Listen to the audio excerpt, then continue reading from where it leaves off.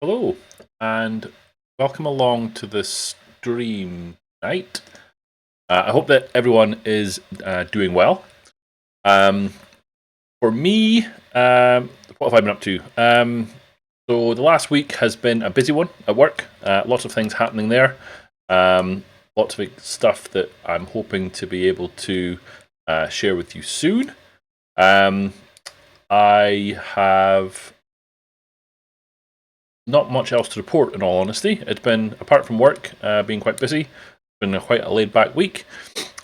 So the only thing I have done is I have done a couple of PRs into Cake ahead of the next release, and I'm hoping the aim of tonight is to get to a point where I can ship this thing we've been working on these last 2 weeks. So the last 2 weeks, we have been working on a new way of rendering the Cake output.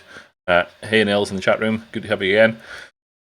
So if I show you this, then where are we? So this output here that I'm showing just now, this output is what we get from current Cake. So we have setup, we have not skip, we have default, we have teardown, then we have a table down here that is task and duration. So what we've been working on is a slightly different way of rendering that. So that's not it. That's this one. So for the most part, it's the same. So we've got a single border around the setup here. Then we have the output. We have a double border around an actual task, in this case, a skip task, and then the default, and then we have a single border around the teardown.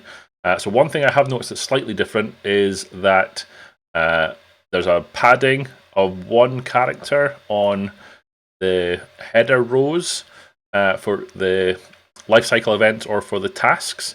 So we might want to make that the same. Might want to pull that off a little bit.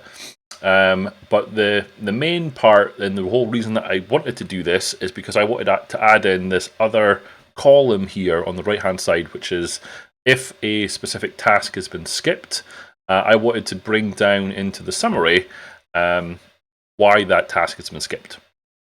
So that's the main reason I've done this. And along the way, we've added in the Spectre.Console rendering the headers at the top here. So my aim for tonight is to tidy this up a little bit, get it to a point where I can ship it, hopefully. So the one thing that I know that I still need to do is the color coding of these elements here. So if we scroll back up, we'll see that the life cycle events are in this cyan color. The tasks that have been completed successfully are marked in the same color as the header row. And then if a task has been skipped, it's in a gray color. So what I need to do is I need to do the same thing for each row that I'm writing into my table. So that's where I want to start. And I'm hoping that some Spectre.Console folks will be in the chat room as per the last couple of weeks to help with that. Because there was, if I look back in the old Cake report printer, the one that we are replacing when an option has been set, it had this get item foreground color method, and in there it was doing stuff, i.e., if it's a category setup, then we return cyan. If it's failed, it's red. If it's executed, it's green. Otherwise, it's grey.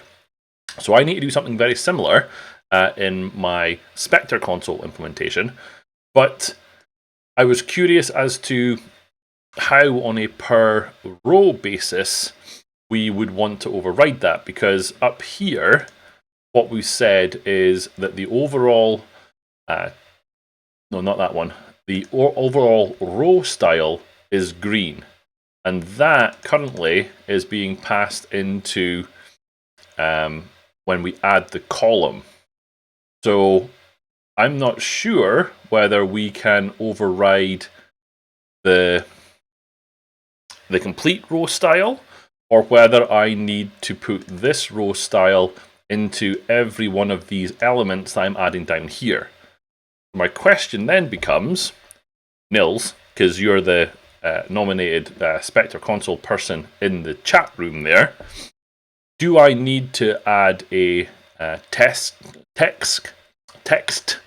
element for each row that I'm passing in here, or can I set the color on a per row basis when I'm adding the row?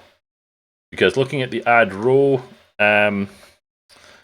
method, it was just here's the columns that I'm adding. I didn't see any option of setting that at the row level, and I didn't see any option on the row itself. So happy to do something similar to this, but before doing it, I want to make sure that that is what's needed before going down that route. And then the obvious one then is, well, what colors do I need? Actually, I want to go and check that, because that color there is a Spectre.Console color. So I'm assuming that's not the same as the console color, because those two greens don't match. If I go back to my output here, this green here is not the same as that green there. Nils is saying, you can always set it on the text, but let me check if there's something better. That would be great, Nils, thank you. So while Nils is doing that then, I might look and see if I can't get rid of that extra padding on the output there. I'm assuming I can see that over in this console output. I can. So if nothing else, I think I want those to be the same. So that would have been in the text step. And we specifically added that padding last week. Padding was, no, that was on the top. So, oh no, hold on. That's on the right step, not on the life cycle event. So it's not, I have to stop that shouting at. Do that. I think what Patrick said last week was that the default padding on the 111. So in this scenario, I think I want no padding on the left, but then padding all the other way. Try that out. That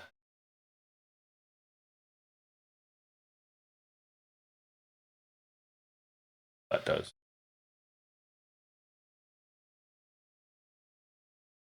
Because basically I want the output from the new Spectre.Console implementation to be essentially the same as what we've got before, so that there's not too much difference, so that people aren't surprised by the output. Let me just see what that does.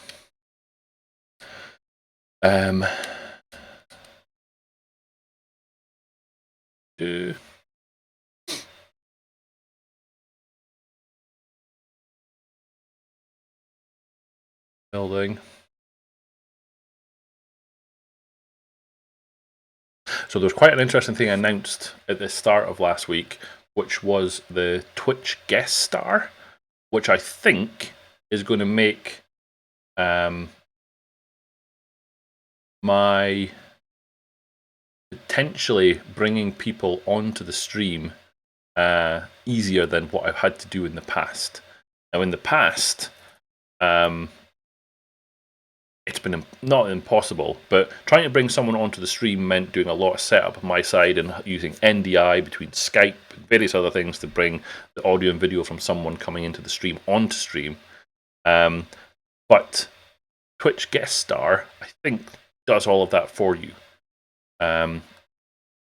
Nils is asking, how do we write the rows currently, and is it as add row with a string array? Yes, it is. That's exactly how we're doing it today. We are doing add row, and then each element in that array is which column it's going into, is currently how we're doing it. That padding didn't do what I thought it was going to do. So, Oh, that's because it's padding the table, not the text in the table. Oh, I see what's wrong, I think. So we want to take that off again. So we don't want that, I think. We want that. And what we want instead is that. Nope, the column itself doesn't take padder. Okay, so the padder expects what? Padder expects iRenderable of child.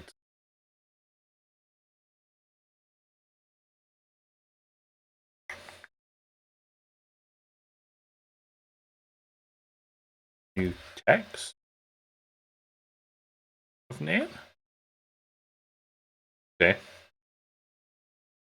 See if that works. I don't know if that's right or not, but we'll take it for a spin. This back to table. Put you in there. No, that's still not liking it. Argument 1. Can it convert from a padder to a table column?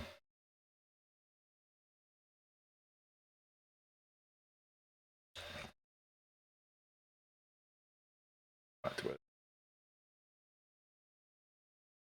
I'll just flounder away in the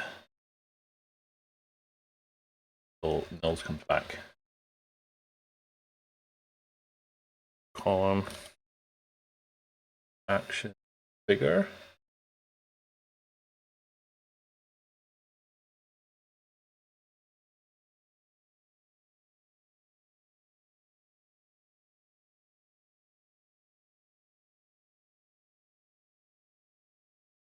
It's not a big deal. I do feel that I want to be able to control it a little bit better. So Nils is saying we can do table.addRow. Let me just click on something else so I can read that better. We can do table.addRow iRenderable new markup style.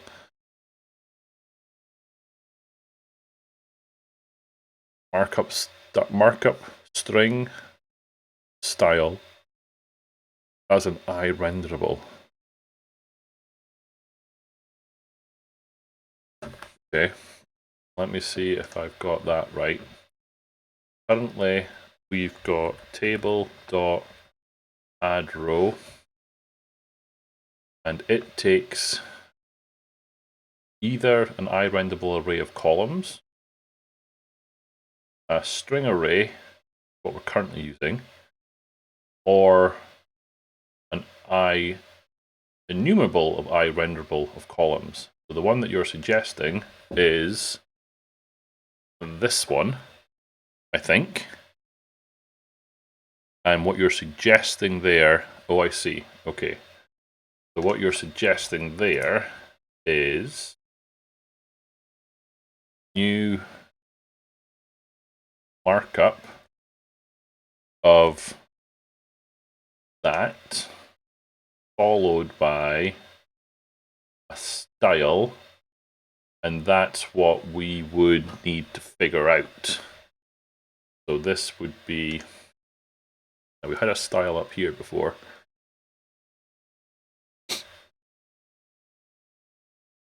These.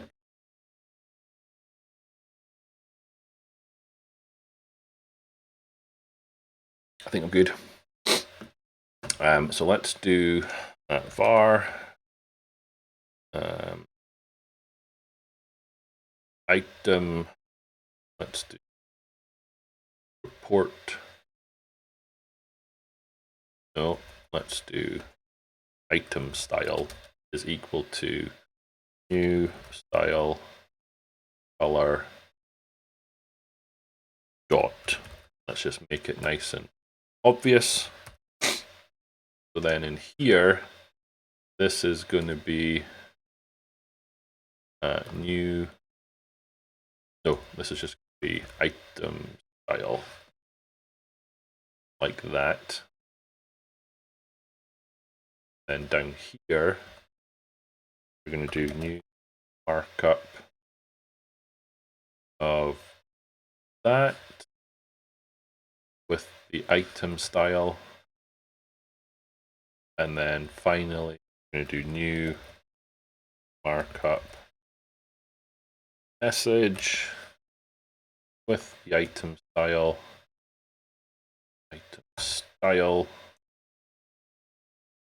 And then close the loop on that. Okay, so let's do that, and then for the sake of good measure, put it in this one as well, minus that one. Okay, that's where we would need to figure out what the current one is. Let's do that. I'm not sure where it came from. I've not sneezed all day. I don't know where it came from, Nils. But yeah, hopefully it's just nothing to worry about. I'm sure it is. So, if this works, we should hopefully get some bright pink output for each of the items in the summary. Oh, look at that. Okay, so follow-up question, Nils, is why is this green not the same as this green? Why are these two greens not the same? Because both of them are just using dot green. One is system.color.green and the other is color.green. And how do I get them to be the same?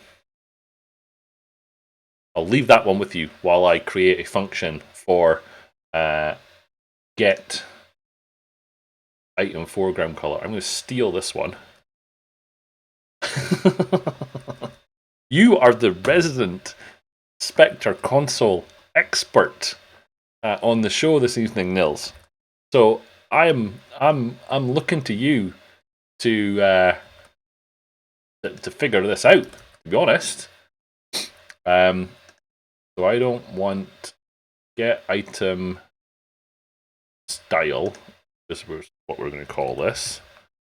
I'm going to pass in an item, and I'm going to return a style, which is going to be that. That's what I'm going to call from here. So rather than this as a new style, I'm going to say get item style. I'm going to pass in my item. And then down here, I'm going to say turn new style. And then there's no console.color, but we could do color.cyan. Doesn't have a definition for. Let's pick the first one then. So then we're going to do new style color red. Is there going to be a pattern here? No, it has red. Okay, so we'll put that in there. And then new style color dot green. It caught up with me eventually. And then new style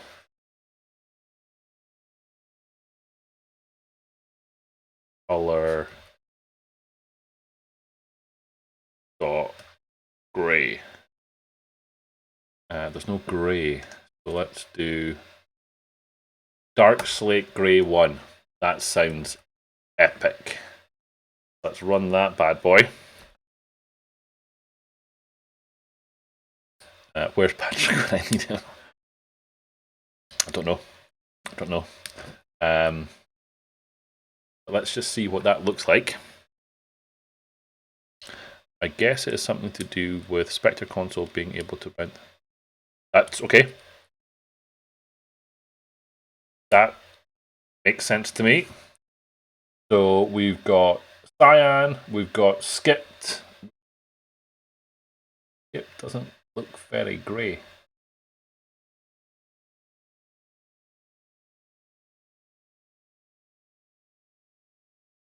Why did that looks almost like that one? Does it? I don't know. Let's render it over here. See what the output looks like. Didn't look very grey to me.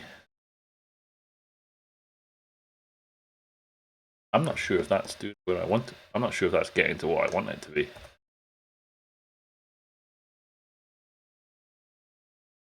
Probably done something wrong here. I sort of expected to get it to there, but else at play here.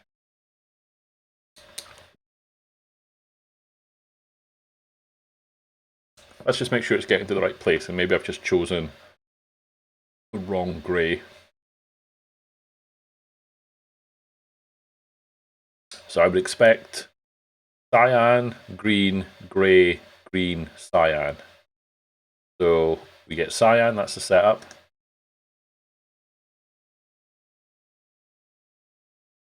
Thinking.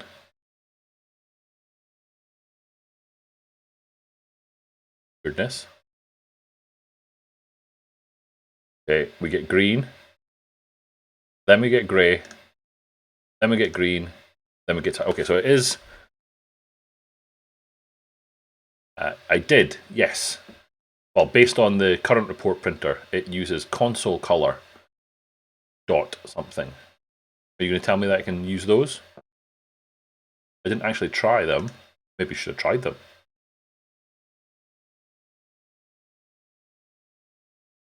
What does style take? Style takes a console color dot cyan. Oh, that works. Well, let's just use those. Console color dot red. Even better. Okay, so let's stick to the same colors then. Console color and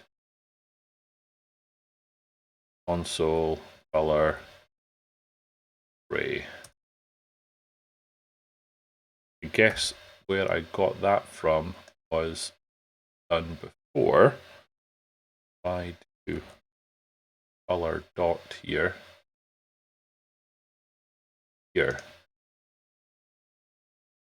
Console color green. Keep it on, shall we?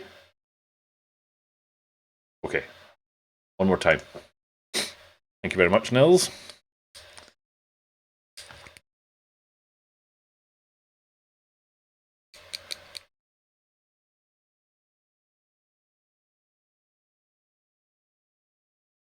Like now.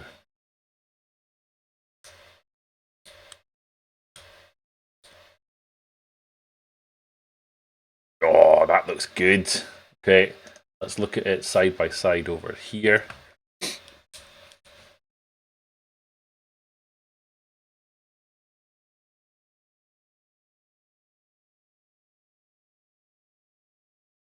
So the only thing, there we go. That looks much better. So let's do a side by side. But actually, let's just have two PowerShell windows.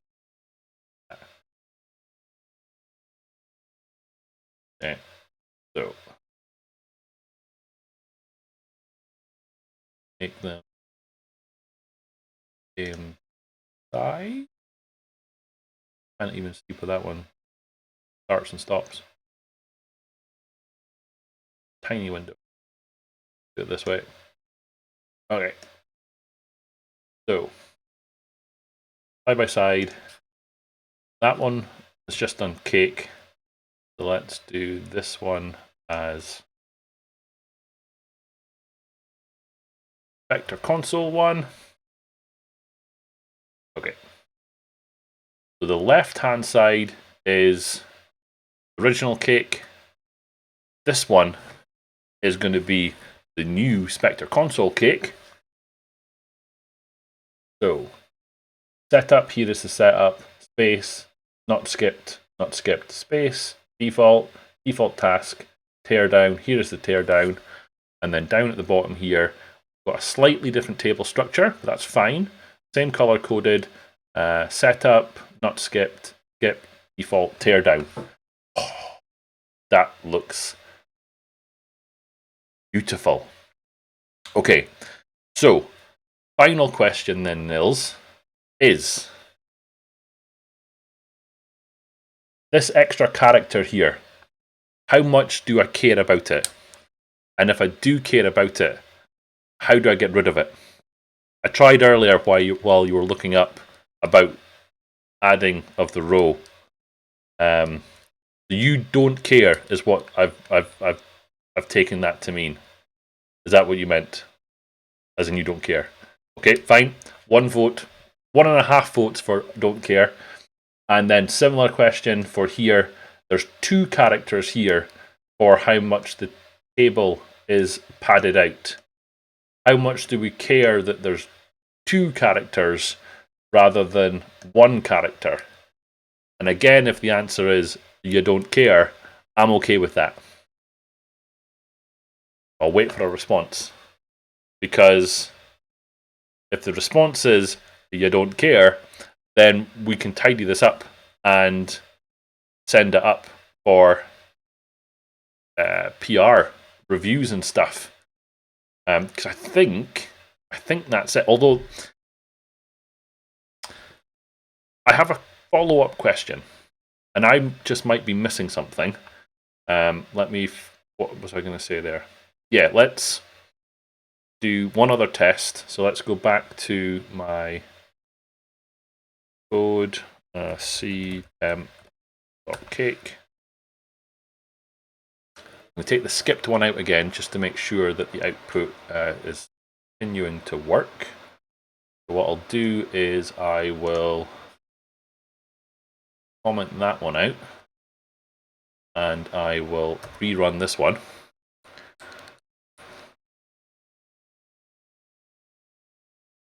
Oh, that's a good point. But so I'll hold that thought, right? So the output now is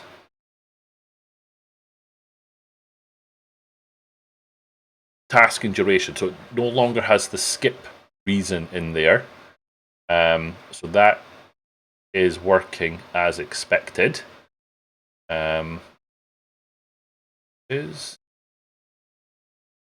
Oh, there's an extra line there. Not sure if I like that now that I've seen it. Is that just an extra line that we've got in there? I might want to take that out now that I've seen it. I think we did have an extra line in there at one point.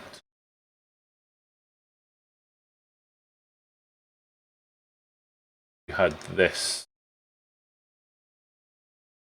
I'm going to take that out again. And I'm going to build that.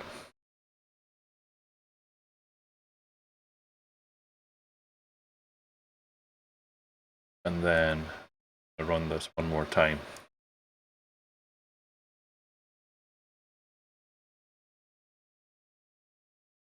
Now that I've seen it, I don't think I like that extra line.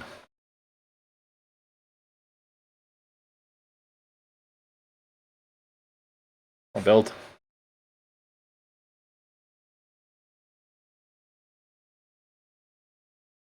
Okay.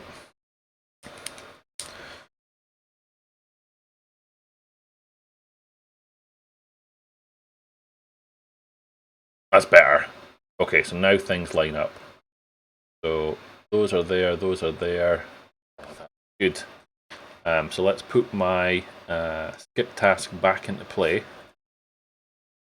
Okay, and then one more time. Look at them again. So the point that Nils made was the extra character here would only be an issue, or potentially only be an issue, if someone is directly parsing the output of cake. I'm not sure if that's a realistic thing though, is it? Don't know. Let's come back. I'll mull that one over while I think about this last thing. So the last thing that I wanted to the row exception Bob. What does that do? So Nils is saying I don't think it is. I'm assuming that's in response to how realistic is it for someone to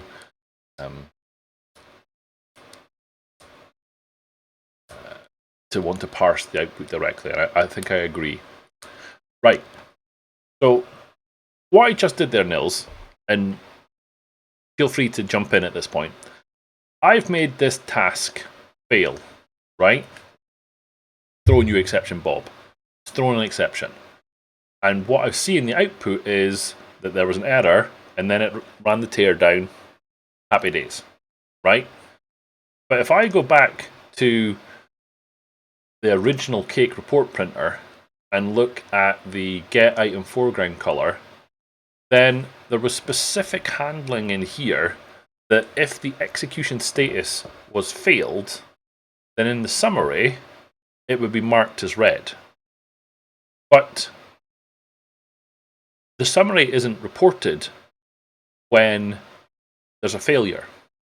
So is that something that we've broken? Or why would this be in here if we never got to a summary that would have a failed task in it?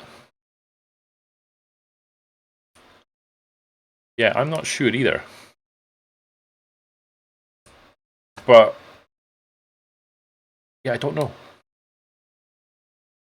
Because it was the right method that gets called. So if we go back to here, it's the right method that results in it getting written out, and that's on the script host. So if we go in there and we say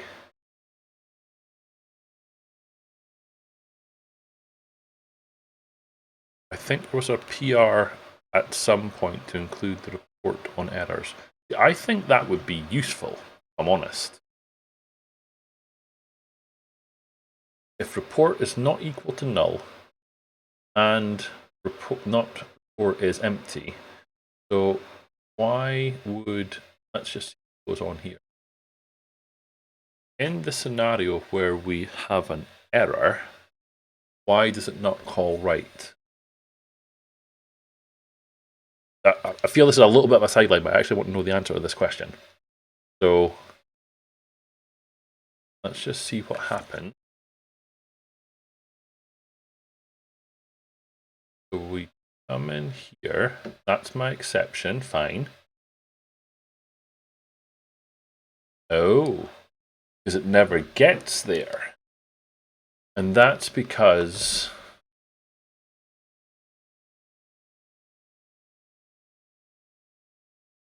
hey, Full Snable, how's it going? Is that because of the error handling, though? So let me just have a quick look. And we see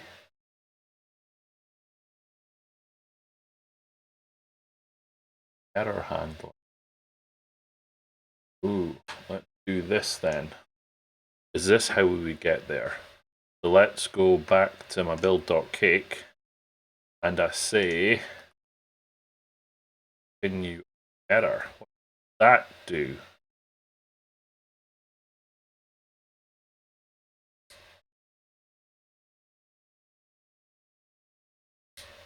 So yeah, full simple. You're joining. We're carrying on with the work on introducing. There you go. Introducing Spectre.Console into the cake summary output, as well as the setup, teardown, and step task execution. Okay, so that explains that then. So we do need it, so we have got it. But in order for this summary to be shown, I had to add the continue on error for it to be reported. I'm actually thinking whether we want the summary to be shown always, as opposed to throwing the exception. Because I kind of want to, I personally would want to know the ones that it didn't. Okay, well, let's do this though. So let me do one other thing in here. Dot is dependent on another task, and let's do another task.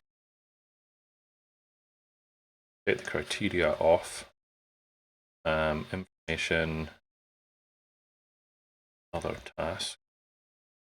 Spelling's all over the top, but that's okay. So what happens in this scenario?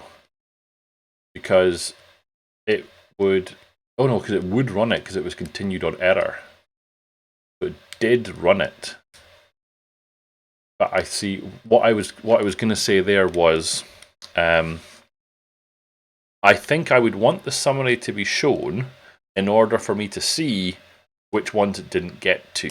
Because that's, for me, sometimes when I'm running a cake build and it does error out, then it would be useful for me to see the summary to see how far it got.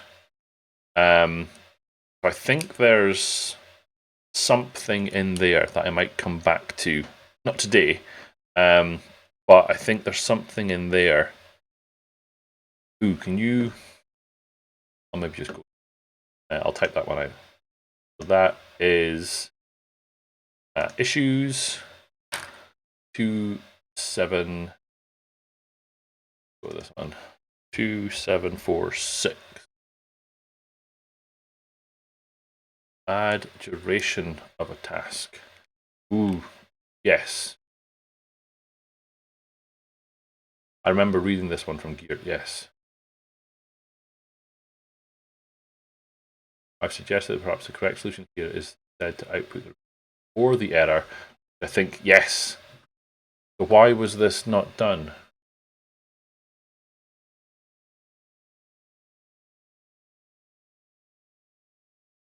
Log task duration. So that one's been merged. That was cheese baron, mass.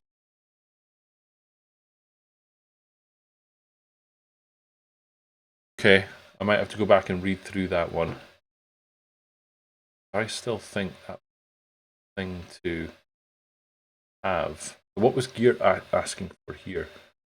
Geert was asking for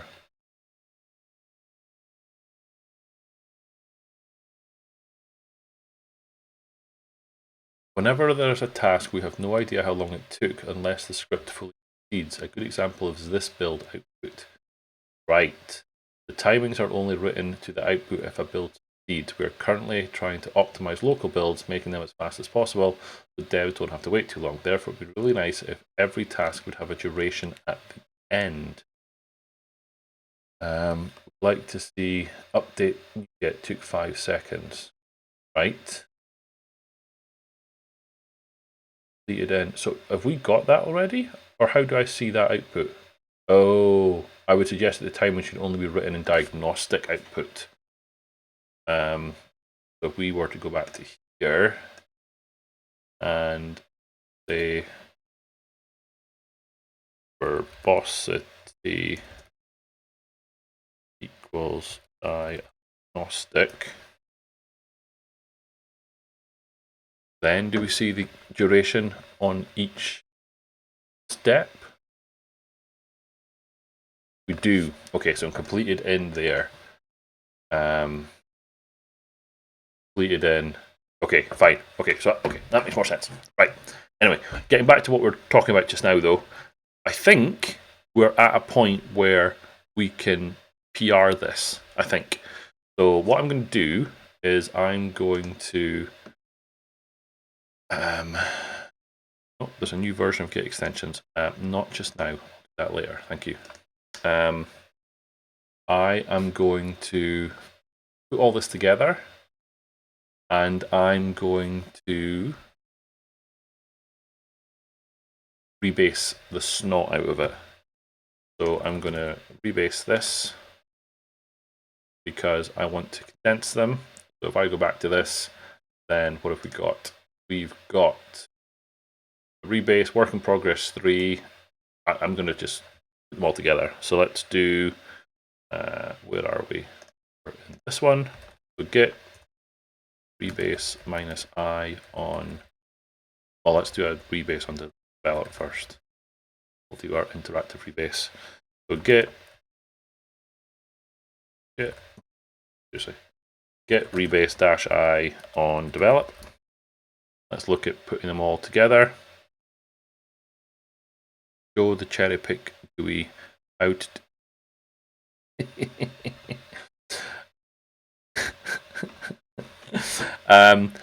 So yeah, so what I'm away to do. So I've currently got. Let's go back to the UI. Let's just talk through what I'm going to do. Right.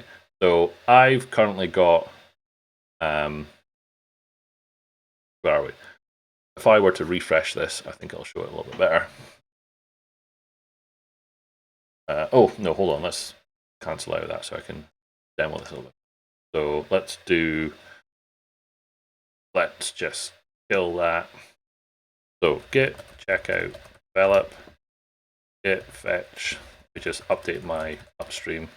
Git fetch upstream. Git rebase upstream develop. So all I'm doing here is I'm bringing the 47 commits that have gone into develop down into my local develop, and then I'm going to push them up to my origin. And then what I'm going to do is I'm going to go back to my branch and I'm going to rebase on the head of develop. So I'm going to do git checkout dash. That'll take me back to my previous branch, which is there. And then if I do a git rebase on develop, that will then replay my changes onto the head of the develop branch in the order that I've got them. And then git's going to be, you've done something silly. So I've got 3 incoming changes and 51 outget. So it's basically forked at this point. That's because I've done I haven't done an interactive rebase. I've done a rebase operation which rewrites history, and now there's a disconnect between what's on my origin, my branch, on my fork, compared to what I've got locally. But I know that the one that I got locally is the one that I want. So I'm going to just do a force push to origin, and that puts everything back in alignment. That's the 4 commits that I've got locally sent back up to my fork. Happy days. Right. So back in Git extensions to visualize that, I've now got 4 commits. So I've got a work in progress commit, I've got a work in progress 2, a work in progress 3, and then a rebase. So effectively, all of these things are the same work. So I want to put all of those together in one single commit, and then I'm probably going to rework that commit to potentially stage things at different ways. And I want to see all of the changes in one single commit, right? So the way that I would do that is I would do that as an interactive rebase. So what I would do is I would go to my command line and I would do a git rebase -I on develop. So at this point, what I'm going to get is I'm going to get what I refer to as a list of instructions that Git is going to perform on my behalf. And there's an instruction, i.e. a line here for every single one of those commits. So the default is that Git is going to pick each of those commits. So i.e. in this list of instructions, it's going to pick the first one, it's going to pick the second one, it's going to pick the third one, it's going to pick the fourth one. So if I just close that, it will perform the interactive rebase, but there's literally nothing to do, right? There's nothing that needs to be done at that point, right? But when you do an interactive rebase, what you actually Git's actually quite helpful, is it gives you a list of these are all the operations that you can do. So you can pick, you can reword, you can edit, you can squash, you can fix up, you can break, you can drop, you can label, you can reset. But one of the things that's quite often overlooked is that you can actually, in this line here, these lines can be reordered. They are executed from top to bottom. So if, for example, you wanted to change those 2 commits around so they came in a different order, and you can absolutely do that. You can just literally pick one up, and move it around. Now, I do that, I'm not going to say all the time, but there are certain scenarios where, let's imagine the scenario where I've done a commit, and then I've gone over here, I've done another commit, and then I've come back over to here, and I've done another commit, and actually, the things that are in commit 1 and commit 3 actually belong together. So I would come in here, and I would pick up one commit, I would reorder it, so it's right beside the other one, and then, because I don't necessarily trust Git to do everything I want to do, I would do the reordering and do that as an interactive rebase. And then I would come back and do another interactive rebase where I would do a fix-up to squash them together, right? Now, I'm not going to do that today because I don't actually want those reordered. The thing you've got to watch with reordering, though, is that you can potentially get merge conflicts. So if you pick up this commit, which works on 2 or 3 files, and you reorder it down after this one that works on the same 2 or 3 files, then you potentially got merge conflicts there you need to deal with. You have to be careful when you're reordering commits, but again, we're assuming that they're on different parts of the code base or different files, you can absolutely just pick one up and put it somewhere else, and pick it up and put it somewhere else. But what I want to do is I want to finish off that one, if, for example, you didn't want that line, you actually said, well, that commit, I don't want that commit anymore. There's a couple of ways you can do that. You can say drop, so you can take this command, either D or drop, or put it in there. Or again, because it's a list of instructions, if you remove that commit, that instruction's gone. So Git will just drop, that will throw away that commit. So again, I don't want to do that either. Full Snavel saying, nothing bad has ever happened by rewriting Git history. True story. Now, if something does go wrong, there's always, well, there's not always, that's a loaded word. 9 times out of 10, there's a get out of jail free card, right? So let's say I did this interactive rebase and something went horribly wrong. So a couple of things might happen there. There might be merge conflicts, or Git might get broken. So you could always do, you can do a git rebase -- abort, and that aborts the rebase. It'll put it back to the way it was before you started the rebase. If the rebase succeeds and you realize that, oh shite, I didn't mean to do that, then assuming that you're working on a clone of the repository, then what's in your upstream repository or your origin hasn't been changed in that rebase operation. The rebase operation is just working locally on your machine. So if you need to, you can reset your branch back to your origin or your upstream, and it'll all come back together. And then, if, like me, you sometimes do an interactive rebase and then you push to you force push to your origin because you think you've done the right thing, and then you realize, oh no, I've now blown away my history in my branch. I've force pushed it to my origin branch, so that's not now nerfed as well. Then what do you do now? Well, that's where git reflog comes in. So I've had to use git reflog a couple of times.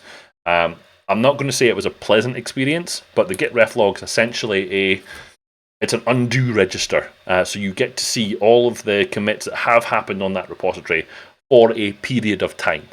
When I see Full Snavel is mentioning the git reflog as well.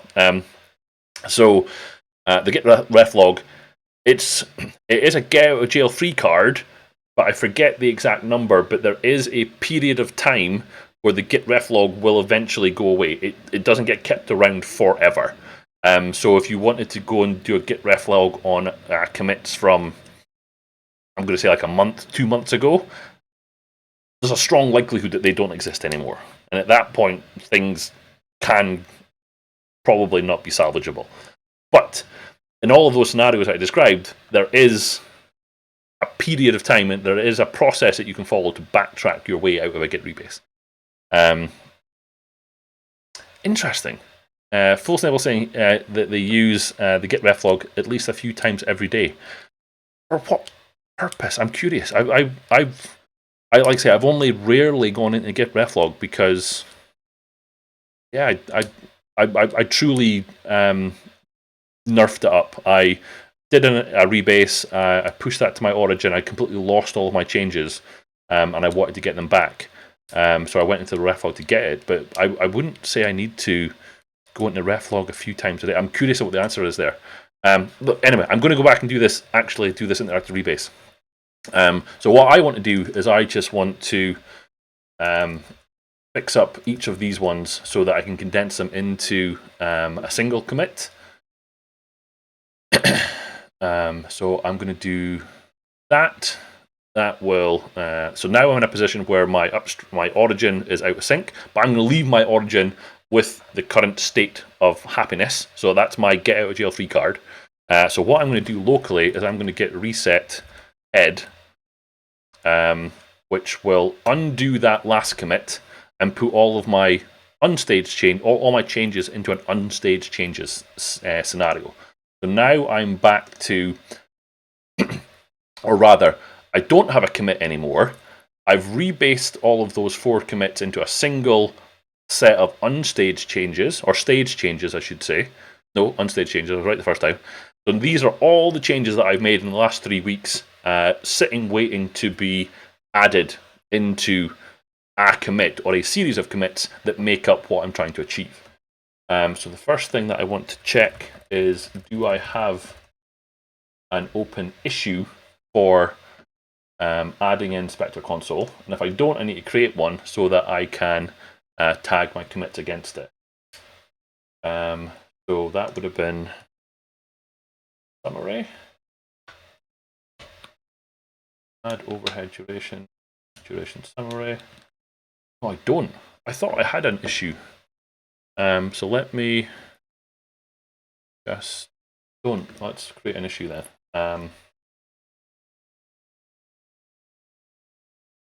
Let me go in here.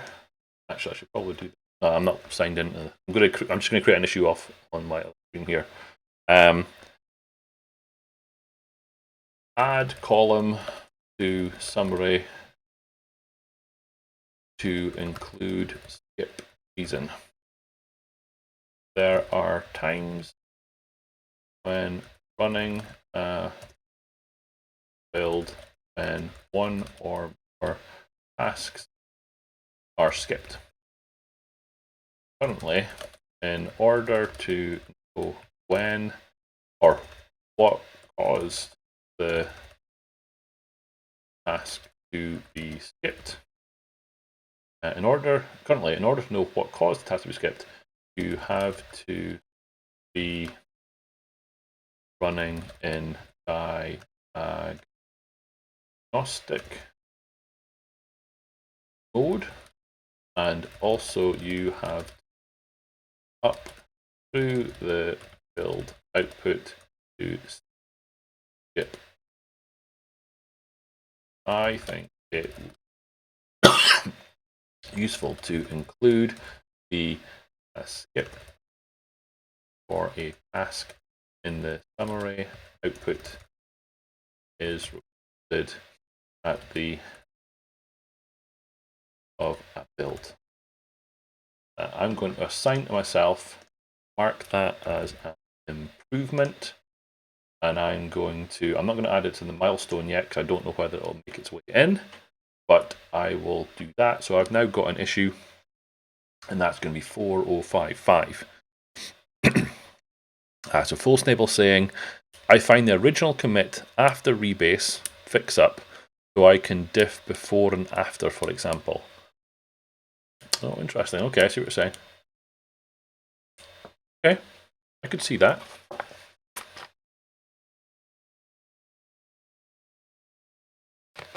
Yeah, I could see that. Not something I've done before, but yeah, I could see that being useful. Yes. So what I've done now is, because I've condensed those down into a single commit and I've made them as a set of unstaged changes, now I can look through this and decide what to bring in, and whether it's a single commit, whether it's a series of commits, etc. But before doing any of that, I'm actually going to do one more thing, which is to run the build, make sure that it builds in its entirety. And if it does, that means I haven't injected any style cop errors or other things that we are currently failing the build on. So I will let this run to completion, and then I will form a new commit, and I will send a PR. And if Chaos is around or Nils is feeling like he wants to jump in, then you can review the PR ahead of the next release, and hopefully I can streamline this into the next release, because I think this would be a good addition. The one thing I probably should get some thoughts on before we do anything else is I did change up the settings that I was adding. So what I mean by that is in the constants class here, I've moved to having just a single setting, and I've called it use Spectre.Console for console output. Now originally I was planning on having two settings, one for enabling Spectre.Console and one for enabling the summary column. I went backwards and forwards and up and down on that, and I settled on, if you're choosing to opt into Spectre.Console, then you're also choosing to opt into the extra column that's included. I think that's okay. If we want to drill down and have it as a separate setting, I think we can, but I think for now, I'm going to stick with just one. So I'll leave that out there, and I'll garner any feedback on that. So I have broken the build. So parameter report printer has no matching param tag. So that's in the default execute strategy. Do these warnings show up in the error list? I suspect they do, but it won't be one of those. Oh, it does. Documentation report printer is missing. So what did we add? We added a report printer, so we're going to add a param there. So that's going to be param equals report printer, and that's going to be a really helpful message that says the report printer. There we go. Love it. Error list then should begin with standard text for the constructor. And the standard constructor should begin with standard text. What is the standard text? Add standard text is... Oh, I see the problem. Because it's not a cake report printer, it is a cake Spectre printer. Even better. Okay, and then documentation text should end in a period. Therefore,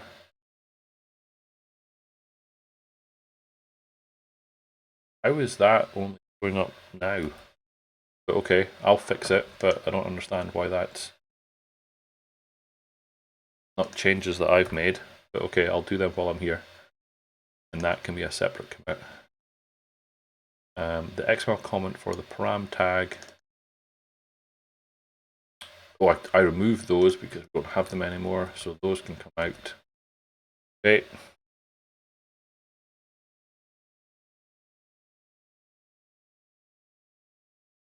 So that works.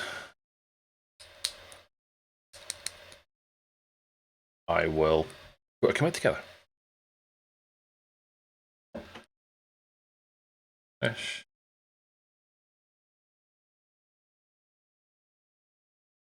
The errors that are being shown they're coming up because of a Visual Studio level setting that I have, which is using statements must be placed outside, whereas at least some of these are inside.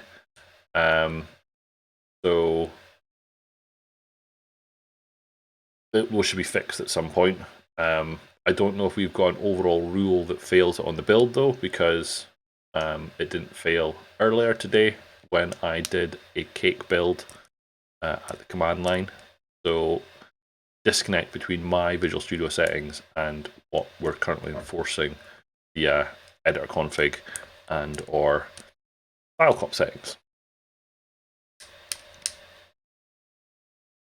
Let this build happen in the background, and then I'm going to run the build at the command line just one more time, just to make sure that all the other checks that are done, part of that build works.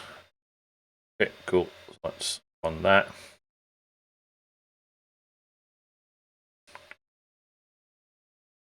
So is everyone tuning in to .NET Conf tomorrow? For those of you who don't know, the online .NET Conf conference starts tomorrow. Not sure if I'm going to be able to attend. Quite busy at work at the minute, unfortunately, so not going to be able to drop in, I don't think. But I did have a quick look at the lineup.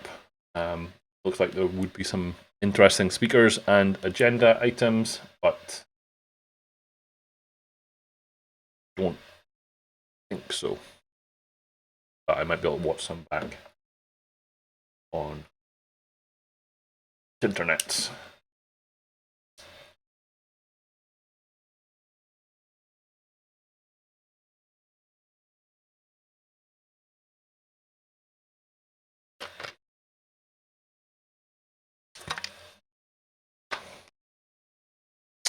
Nils is saying he won't be able to, or probably won't be able to, because we're on vacation at the in-laws. Good. Oh, again, I'm just going to let this build at the command line run to completion. And assuming all of that succeeds, I will looking through some of the Slack notifications if anything to worry about.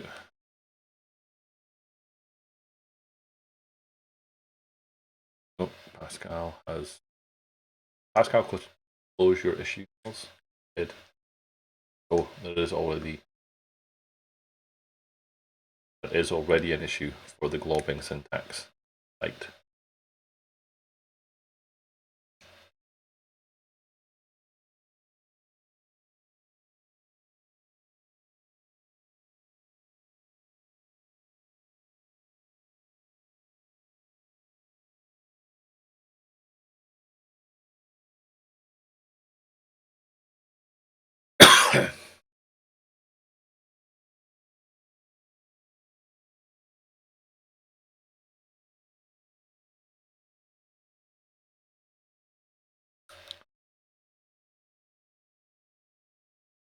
Just catching up on some of the Slack messages. That's why I went a bit quiet. I'm not sure if I can say some of them on stream. Nils might know what I'm talking.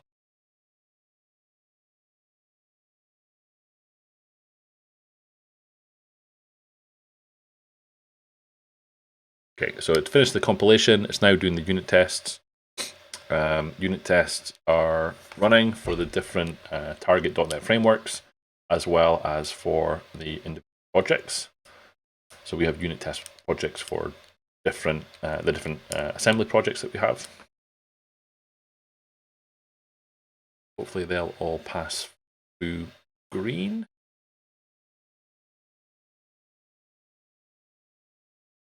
So far.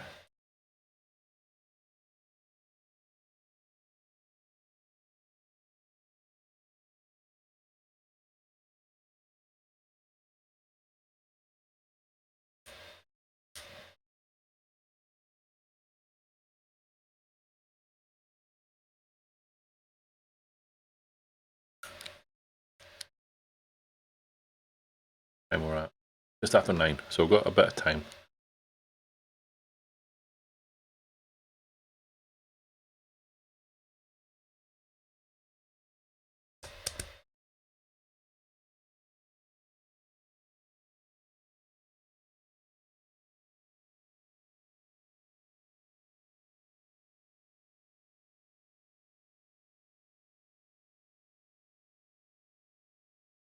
Okay, so the build and unit tests have all passed. Now we're at the point of creating NuGet packages. We're actually at the point with the build I don't necessarily care, because I know that the main part of that process has completed. But we'll just let it run to completion, and then we can set to work. So back into here, let's do a refresh, because I will have added another couple of changes into here. So that was one that we can stage. That was just fixing up of a period. That's one that I've played. I thought there was one. I thought there was at least one other one where all it was doing was fixing a period.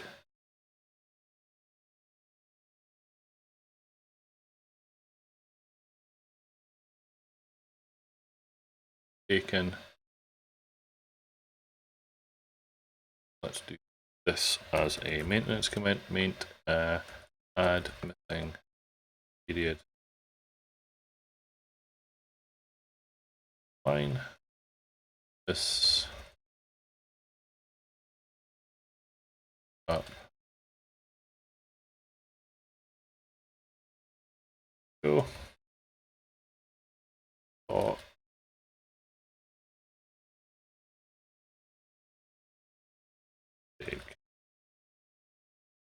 Take care of it.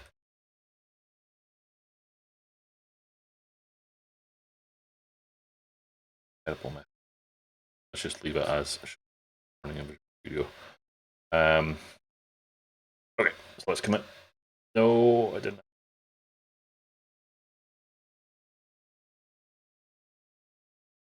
It's going to fail. That's fine. Okay, actually just it. Committed it, but I didn't push it. That's fine. Okay, so where do we get to next? The question is all of this work single unit of work? Part of me thinks it is, but let me just review all the changes. What will we do? This is in the report printer. We added some additional overloads, we added some additional methods to the interface so that we could partition the work between the new Spectre.Console reporter and the old one. Here, what did we do? Added the new report printer, and it's the report printer that does all the work that was previously being done. So here it's hard coded for one way of doing it. We've moved that out into the report printer's write lifecycle method. Move that out into the write lifecycle method. Same there. Same there. So these are the new methods that we created for that work. So that's fine. Paused skipping of task. So this was in order for an individual criteria to be, in order to take the reason and make it down here. No, let me say that differently to get this straight in my head. So an individual task can have one or more criteria associated with it, and each one of those criteria could have been responsible for causing the task to be skipped.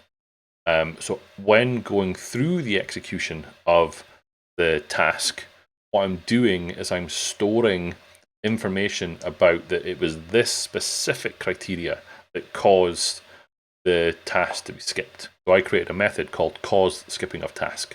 So gets or sets a value indicating whether this criteria caused the task to be skipped. And that's what's used to make it show up in the summary or not. That to me makes sense. In the cake report printer, we added a configuration object, but I think we don't do that anymore. And it was that's why it was showing up as cake report printer. One.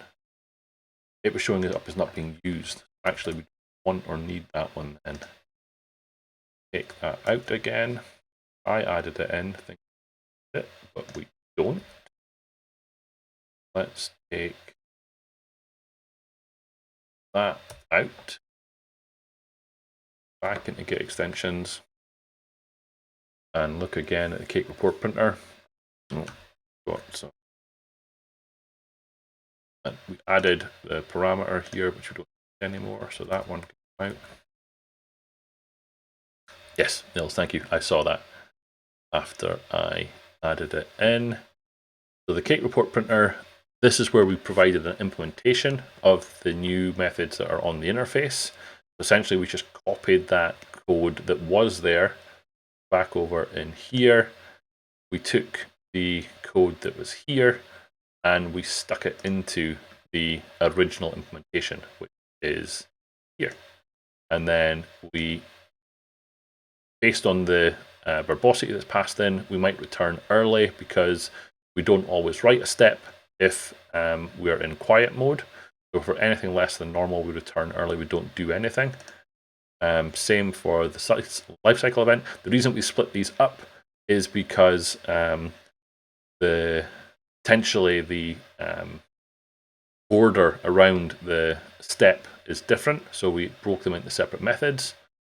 That doesn't matter for this way of writing it out, but it does for the Spectre.Console version of it. I also took the opportunity to change that from, well, we couldn't have that as a static anymore because of the way we wrote it, so we changed it from a static to a string. Beautiful. Gets the message explaining why the task was skipped. So we added a new skip message property. We've added that in as a parameter to the underlying class, which is fine. And then we've added skip message as skip message, fine. Take report. What was this for? Why do we do this again? Oh, that's for the skip message. Yes. So in some scenarios, there is a skip message, so we add it into the take report. In other ones, we're just passing an empty string. So that's fine. Ultimately, we're adding the report, the skip message, there nothing, or it has something in it. On the cake engine, this is where I added, if this was the criteria that caused it to be skipped, we set that to true. Otherwise, what were we doing here? For add skip message is that one, and we find, we're saying skipped task criteria is first or default if what's caused true. If the task criteria is not equal, skipped task criteria is not equal to null, then we set the skip message to be the message of that criteria and we pass that in, otherwise we pass in an empty string. Okay. The tests had to be updated to pass in a reason for the adding of the skipped task, because that's now a requirement. So we've just added in the text, this was skipped for a great reason. Ask, why does this look different? I think it should at least be consistent. Why not? Let's go to where we've written that. I think that should at least be consistent in how it's done. A few instances of it, but it would appear that there's at least a couple other ones. So let's make them all the same. Okay. That. Refresh that. Sanity check that. This task was skipped for a great reason. Great reason. Great reason. Beautiful. And then in the fixture, what we did here, we've added report printer as a parameter to the constructor of the execution strategy. So we need to pass an instance of, or a mocked out version, or a substitute of the iCake report printer and we're going to pass that in to there. So that's fine. And then what we did, based on suggestions from Patrick last week, we created a custom Spectre.Console border, and that's responsible for doing the single border around the table or the double border around the table. And the final thing that we've done is we've added a new class, which is the Spectre.Console report printer, and this does the rendering of the table, adding of the summary column, the skipped column to the summary, and then writing out all of those things. But then we also have the implementation of the step where we're writing out different borders. So we're either using the double border or the single border, and then we're also figuring out the color to write it out to down here. Okay, all that looks good. Nils is saying he saw a fixed width of 100. I think that is still the case, yes. Bring it back over here. Yes, there's currently a fixed width of 100, but we did that for a reason.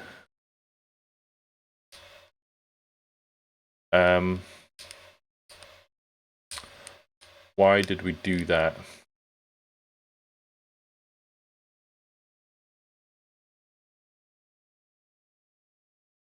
We did that for a reason. Well, originally we had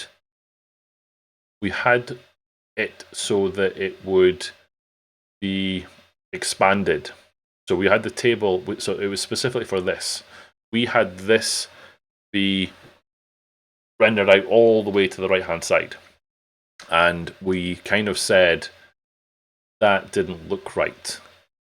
So we've made it 100 by default. But what you're asking is what happens if we do that and we have this.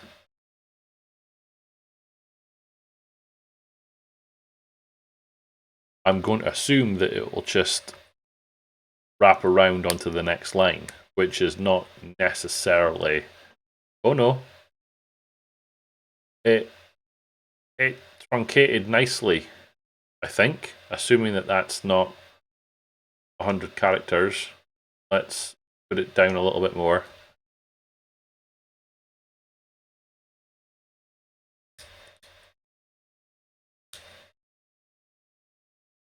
See what it does.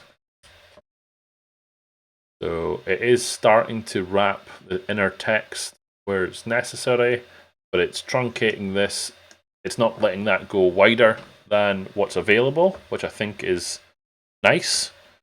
And if we expand this, I'm not necessarily expecting it to get any bigger. Not entirely sure what's going on there, but I'm okay with that. I think the fixed width of 100 is okay. And if I make this that bit bigger, then it should never get past my mouse here, because that's the fixed width of 100, I think.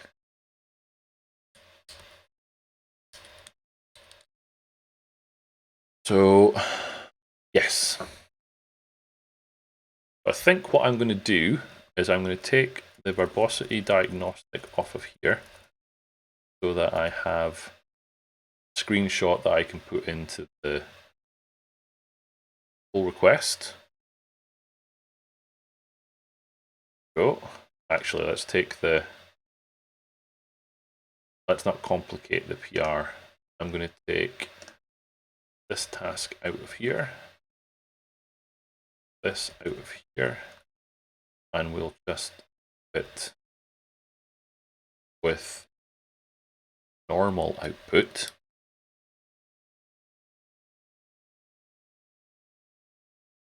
Why is that? Oh, because I've still got error. Let's that out then. Then we'll get back to quote normal output.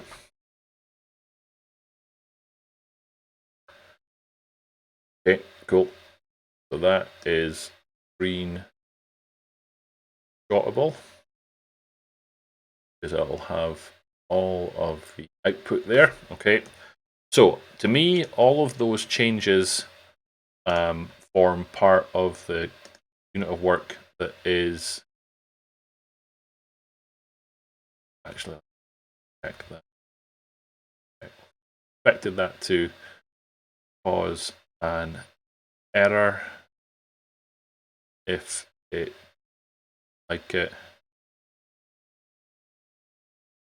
configuration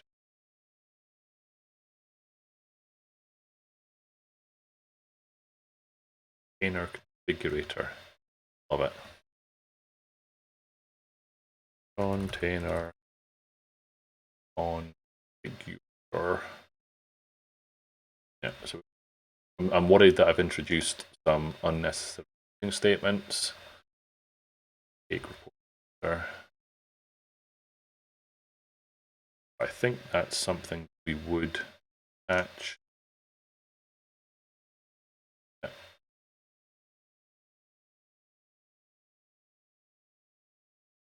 Take reporter.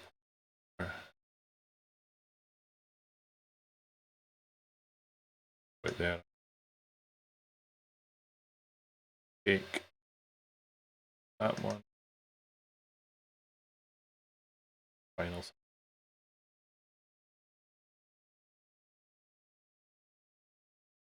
I introduced, or even better. Okay, so I will finish off. Check that. Others and single border.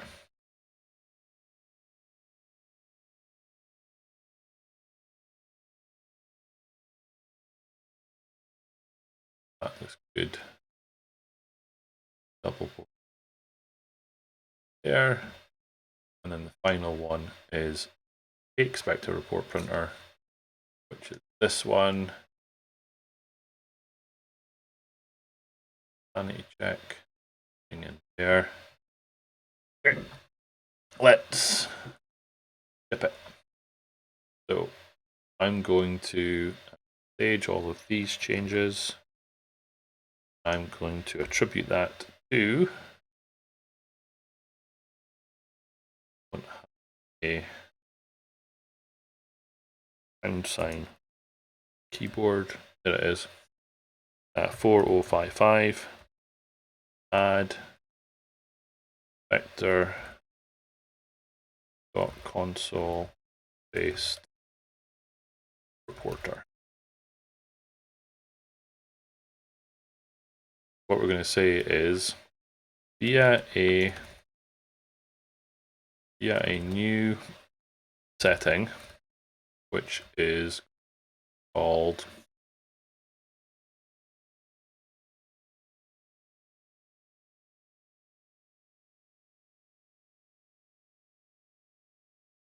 a new setting. It is now possible to output the task headers and task summary using Spectre.Console. This allows for the easy addition settings.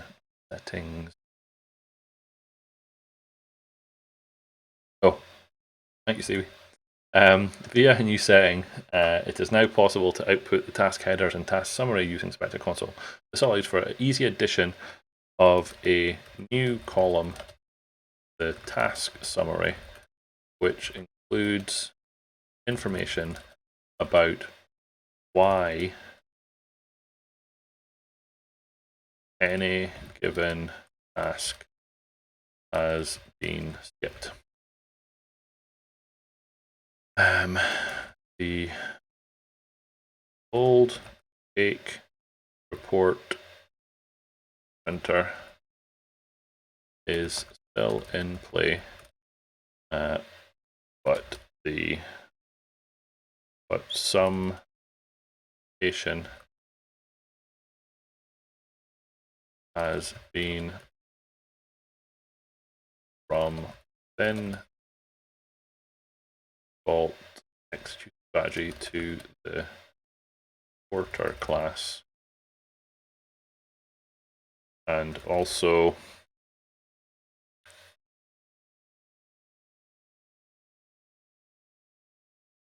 depending on setting mentioned above, either the Spectre.Console version of the reporter will be added to the container,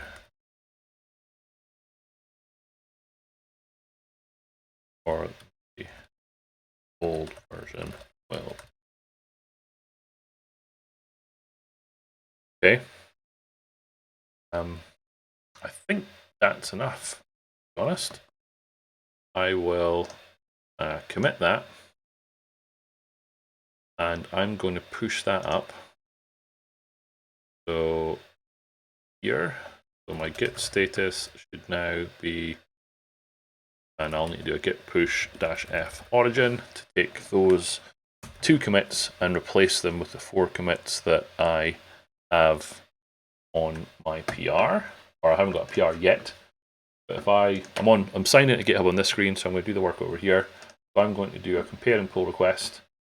I'm going to say fixes # 4055. What I'm going to borrow this one, borrow this text here, there. I'm going to request a review from base. I'm going to request a Nils, and I'm going to request a Patrick. There we go. And we're going to say GH4055 add task skip reason task summary, and I'm going to request pull request. I'm going to create a pull request. But if I go over here, so now that the pull request is open, bring this over here. I've just done that, and then what I'm now going to do is I'm going to grab this output, which is going to be the original. I had it here. Okay, this one. So I'll run this one, and then I'll grab a screenshot of what it looked like.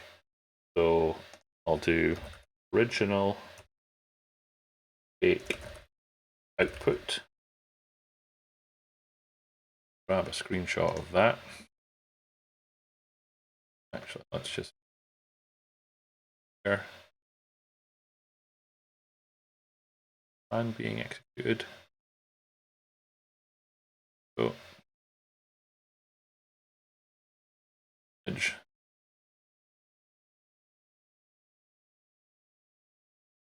let's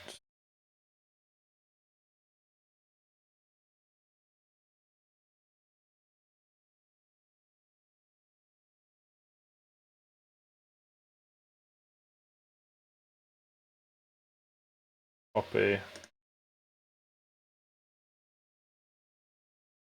paste. Okay, so that's the original cake output. Over here, we will do,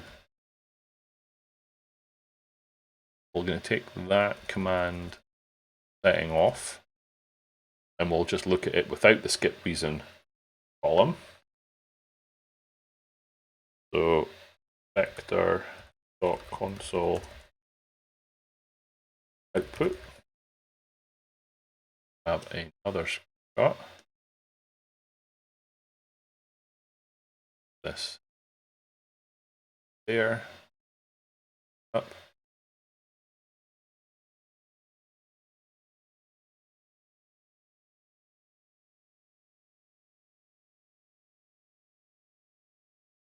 No, that's not what I wanted to do at all. That's the original one.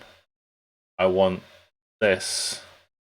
Then I need to remove my skip task from my file so that it doesn't show. So let's do this.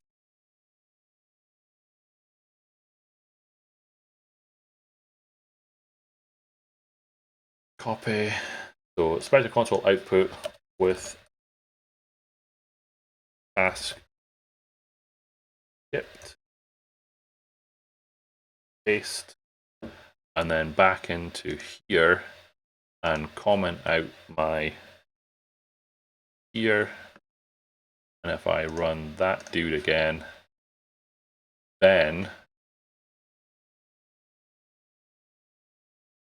the Spectre.Console output with no task being skipped.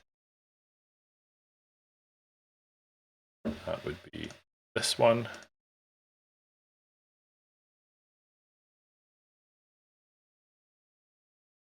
Let's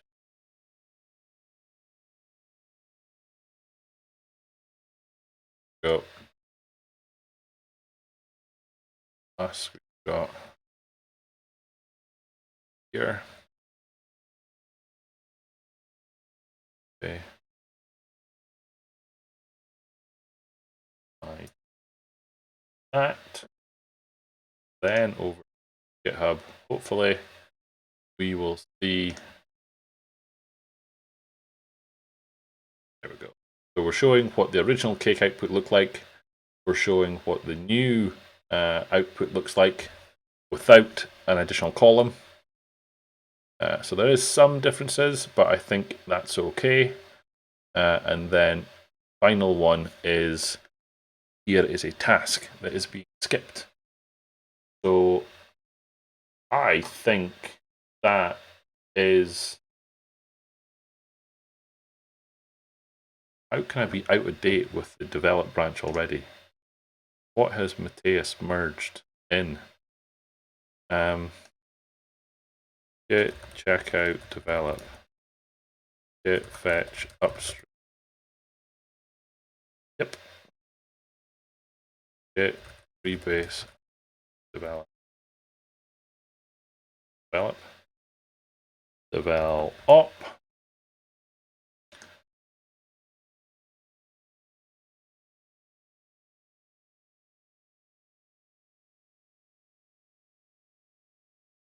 Has merged a pull request for oh,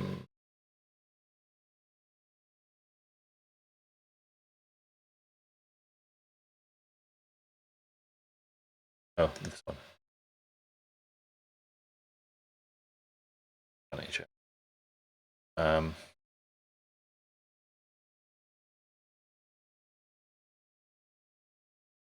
Okay. In which case, let's do this. Git checkout dash. Git rebase develop. Git push f origin. Okay, so I have successfully got what I wanted to achieve tonight done. So, one other thing that I'm looking for a volunteer for.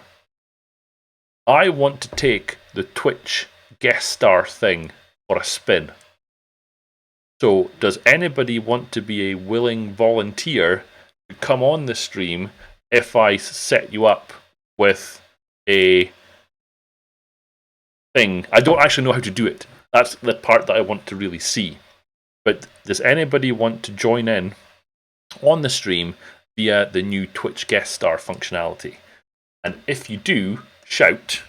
And if not, I will sign off early for the night. So Stevie, if you're still around, let me know. Nils, if you want to play, good.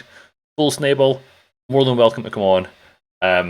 Not looking for any sort of dialogue. Literally, I just want to see what the process is for doing it. So yeah, Stevie, if you want to be a guinea pig, then I'm going to find out how I do it. So about guest star requirements, getting started. There's getting started. Okay. Step 1. Set up a quick action, configure webcams, add a guest star to your quick action panel. Navigate to your stream manager.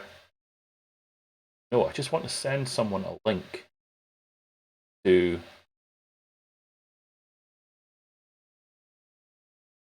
just want to send you a link to get started.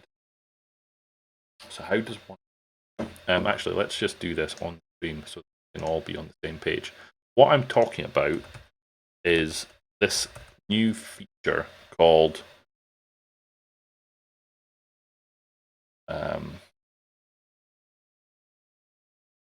if I can find the link, I'll send you a link on Slack, Stevie, yes. So joining as a guest. So as you as the guest, Stevie, you can join without a webcam, you can join as a guest. So maybe have to do it through Twitch then. Okay. Twitch guest star, continue. Okay, so let me get into Twitch then. Let me log in there. Twitch. Okay,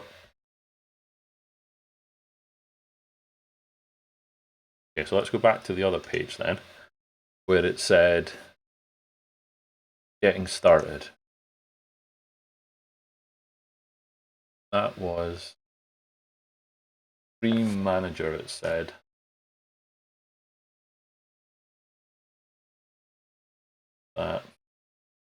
Navigate to your Stream Manager in the Twitch Creator dashboard. That's this thing. Oh, I see. Okay. So done. So I can hit the plus sign. Nope. In the quick add in the quick add actions page. Quick add actions. I thought I was there.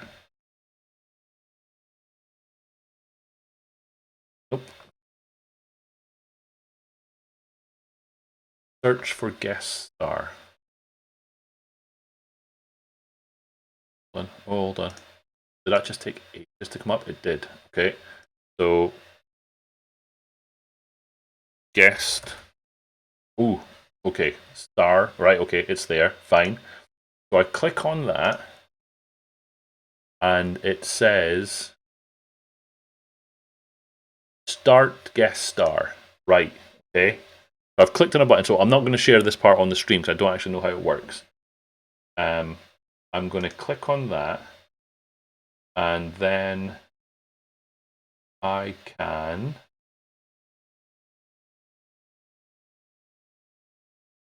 set up.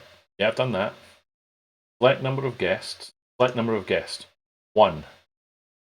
Okay. Ooh. Okay. Next. Copy slot number 1 browser source. Okay. How do I add a guest? Well, effectively what I've got now is I've got a little window that's showing the video cameras for the people that are going to be on the stream. So how do I invite people? I can copy that, right? Okay, but how do I add a person? How do I add a person in? I feel I'm so close. That's there. Check your devices. Yes, all that sort of good stuff. Ooh, okay, hold on. Okay, so I'm going to go down into OBS now, and I'm going to add a browser source. Twitch guest star. Right, and I'm going to click OK. And then in there, I'm going to paste this. And I'm going to be OK. So that's now something. So Stevie, if he comes on, is going to be on the top right-hand corner. Right? So now I can go next. Oh, okay, I can invite guests. So I can search for, assuming that Stevie is following me, and his name on Twitter is Stevie Coaster. Is that right, Stevie? I think it is. Stevie Coaster. I've just sent you an invite on Twitch. So you should get a notification, and it's telling me that your guests will receive an invite to join you on Guest Star, and they'll join the queue after accepting. Okay, fine. In queue, waiting for a guest to connect. So, Stevie, if you could let me know if that came through okay. And if it did... Ooh, no, guest not joining. Invited guests can access Guest Star via your browser URL. Copy the link and share it. How do I... Hold on, what now? Invited guests can access Guest Star via your browser URL. Copy the link. Where do I copy the link? Oh, he's coming. Lots of buttons to click, it says. Whisper. Yes. Oh, it's telling me that Stevie is getting ready. This is exciting. Dun, dun, dun. And then there's a final step, which I'm assuming that we're going to be able to have a dialogue backstage in this interface, Stevie. And then there's a final button, which is show guests on stream. And I think you would then appear on the Twitch output. And I'm assuming it's at that point that Nils would be able to see and or hear you. And if this works, it's quite clever. Because of the setup that I would have had to do. Ooh, okay. I've now got the option to slot guest. I don't know. I'm going to slot you, Stevie, whatever that means. I'm going to slot my guest. Send to guest slot 1. Yes, let's do that. Guest added to backstage. Heads up, they're not live yet. Here you can check their audio and video and remove them from the call. Got it. Can you hear me, Stevie? Because I can hear you. Interesting. Okay, so you and me are talking backstage at the minute. I'm still live on Twitch, but I'm talking to you in the backstage area, and I've now got a little checkbox that says I can show you on the stream. So assuming that you're okay with that, I'm going to click the show on stream. You can finish that crisp if you want. It's all good. So I'm going to... That's fine. That's all good. It's all good. I'm going to click go. So I pushed it. Ready to push a guest to your stream. Yes. Push the guest. Oh, look.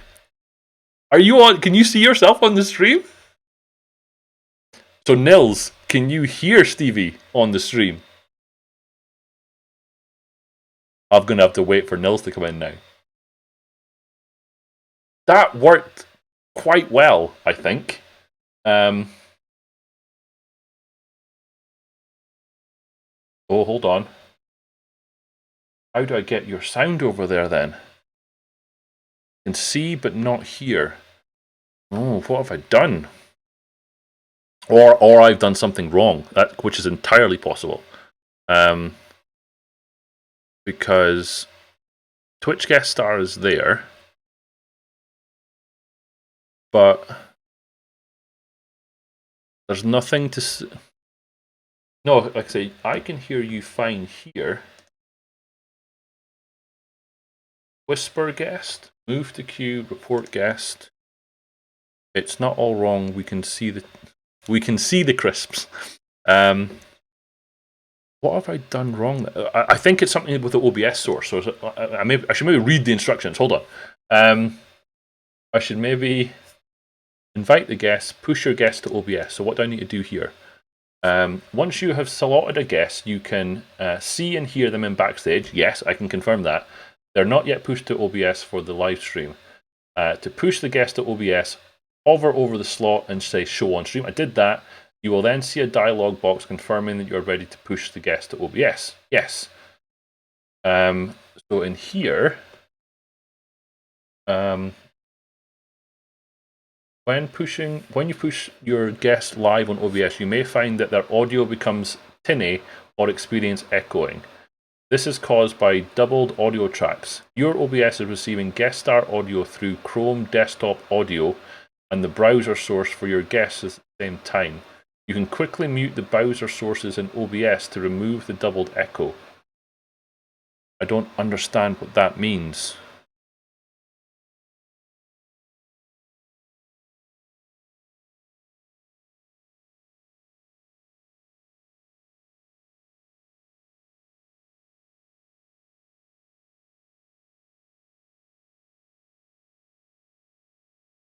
Yes, and so that part's expected, I think, because my microphone is going both into what we're talking on backstage, and my microphone's also going out to OBS. So you're getting the latency going through Twitch. But I sort of expected that there would be a option of bringing the audio from the OBS source through, but I'm not seeing it.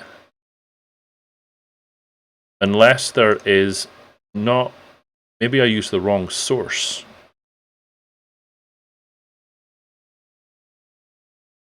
Because how would I... Alright, set up the guest slot browser in OBS. Once you've confirmed your camera and microphone settings, you will be dropped into the guest star tool where you will set up your guest slots and grab the browser source link. Yes. First, you need to decide how many guest slots. At 1. Next, for each guest slot you want to use, copy the slot browser source link into your scene in OBS. To add a new browser source in OBS, click the button in browser. That's what I did. It was browser that I added. Yep. Once you've set up the slot sources, you can arrange the scene in OBS however you would like. No, I don't know what then. I'm going to have to play with that. I'm slightly annoyed that that didn't just work, but I feel it's me, not you.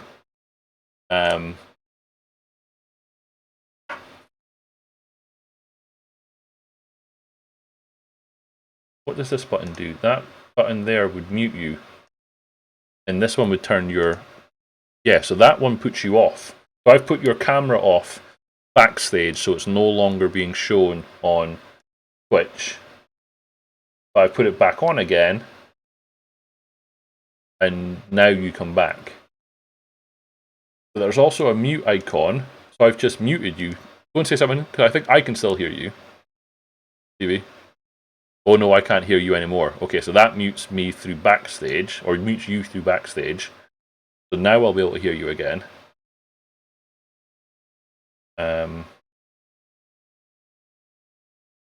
Turn cam. Oh, hold on. No, that's for me. That's where the microphone's going. Yeah, I don't know then.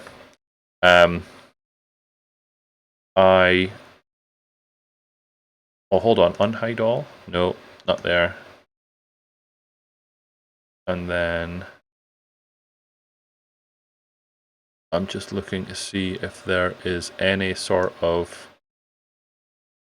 monitoring on and off. Go and say something, Stevie.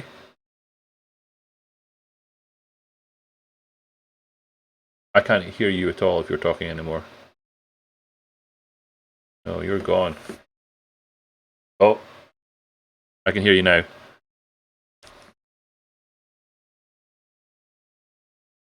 Oh, I see. Okay.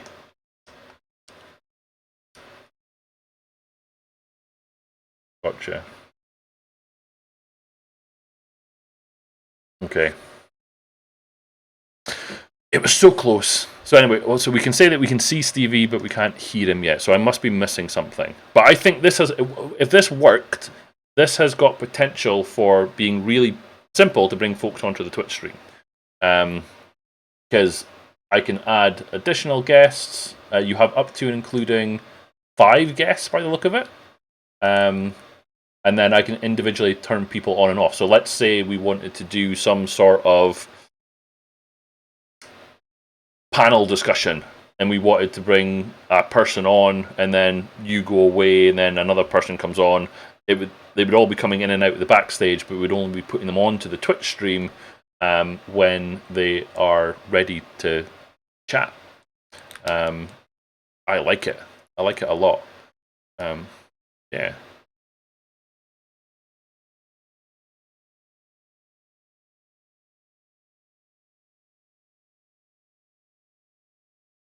Well, hold on. But that would be if I do this, though. If I do...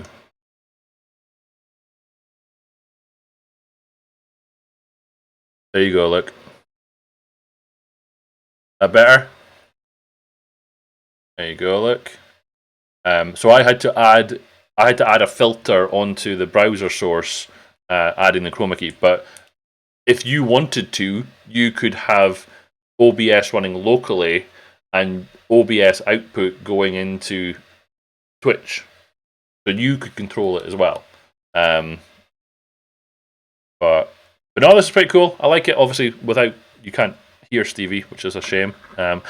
I've just realised that I'm having a completely one-sided conversation with you, Stevie, and nobody else can hear what you're saying. But it's fine. Like I say, I got done what I wanted to do tonight. I had a quick play with this. Well, maybe play with this. Well, I'll maybe have to play with this some more just to figure out all the bells and whistles of it. But I think it's got potential.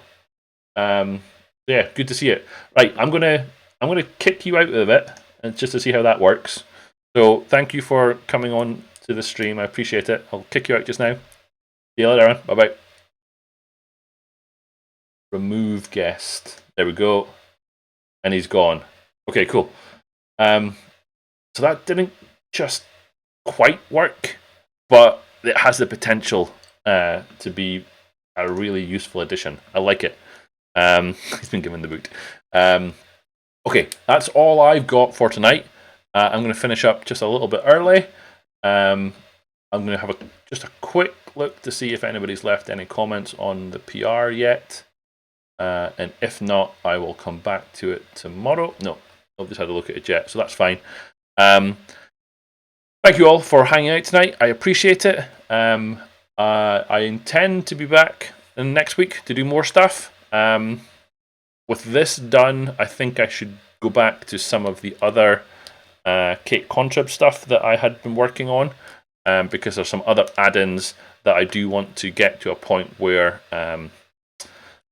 we can ship new versions of those add-ins, and that would complete some work that I have for chocolate cake recipe.